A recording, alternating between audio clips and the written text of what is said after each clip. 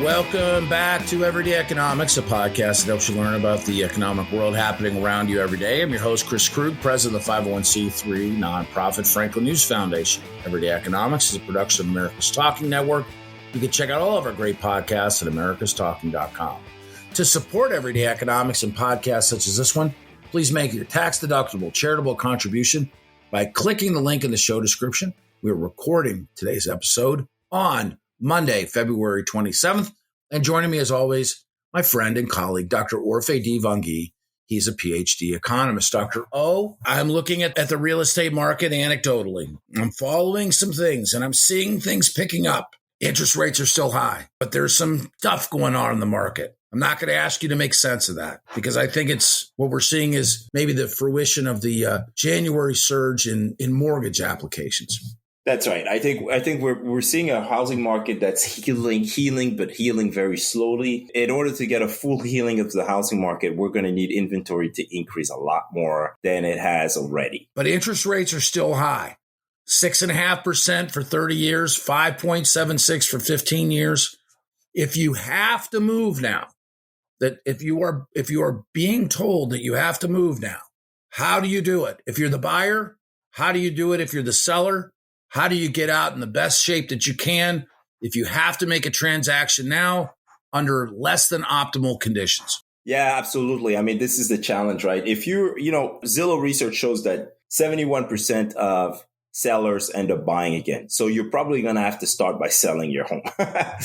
and it's either going to be you're a seller or, in my opinion, there's never been a better time. Okay, fine. Maybe when interest rates are super low in 2020, early 2022, better time to be a landlord. You know, if you have a home right now and you are locked into a very low mortgage payment, I tell the story about my neighbors at 2.8%. If you're locked into a low mortgage payment right now, why not become a landlord? It just makes sense. Put your house up on the market for rent. Why not? Right? Not everybody has the temperament or the patience. You have some very good property managers out there that will never bother you unless there's major repairs on the home. And you can just, you pay them monthly. And some of them, it's a percentage or fixed cost, whatever. You pay them. You don't worry about it. All you have to do is, they send you your checks.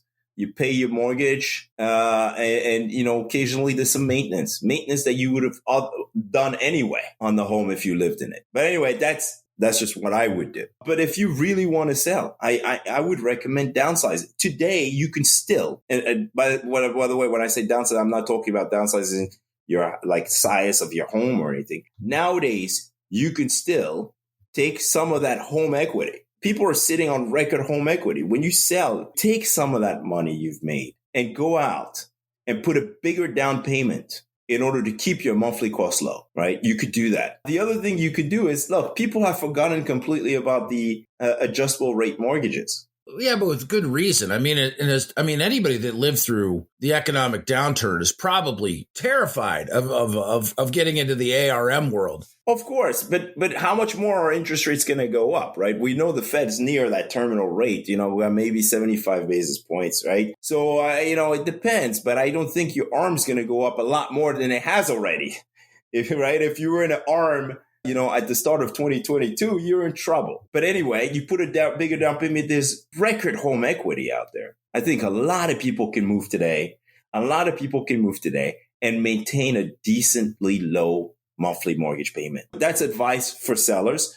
But, again, I'm going to add one more thing. Before you do any of those things, if you have to do any of those things, right? By the way, I'm telling you what I would do. I'm not giving advice here. I would definitely work with a realtor. I would want to make sure that I have two things on the table, two individuals, key individuals ready to go. A trusted mortgage professional, right? Because you're going to sell to buy again.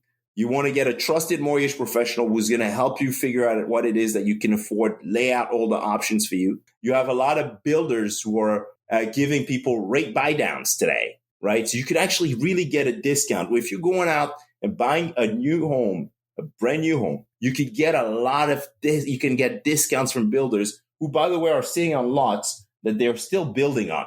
So you get discounts from builders. They're offering rate buy downs. They're offering all kinds of incentives. Rebates for working with their mortgage lender, right? So having a trusted mortgage lender, and second, having that local realtor in your corner, helping you out, looking through that inventory, and helping you negotiate the best deal. So that's my advice. I agree with that. And I think that there is wheat and there is chaff in both of those industries. And the people that are going to help you are going to understand you, that it's not that everyone's circumstances are different and everybody's aspiration for this real estate transaction that they're trying to make is different. That if you can find somebody who is caring enough, thoughtful enough to put you into the right financial position to buy, and from the mortgage lender perspective, and also a realtor who has some interaction, with you that goes beyond, where do you want to live?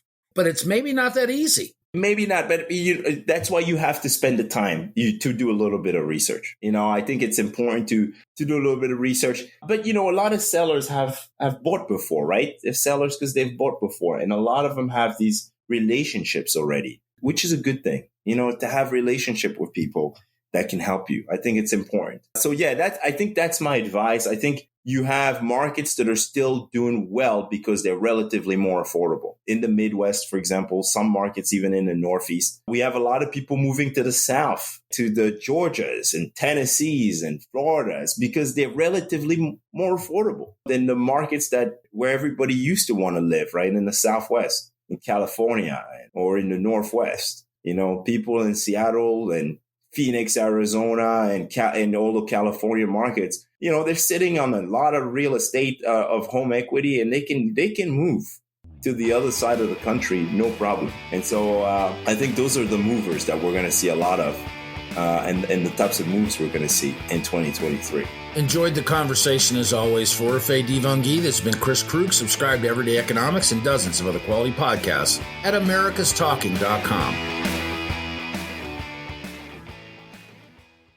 Freedom and liberty are important to all of us. If you're looking for civil, intellectual conversations with those shaping the future of freedom, try the Future of Freedom podcast with me, Scott Bertram. We speak with leaders across the country in the greater conservative and libertarian movements. In-depth conversations about where the next intellectual battles will happen across the country. It's the Future of Freedom podcast. Find it at americastalking.com or wherever you get your podcasts.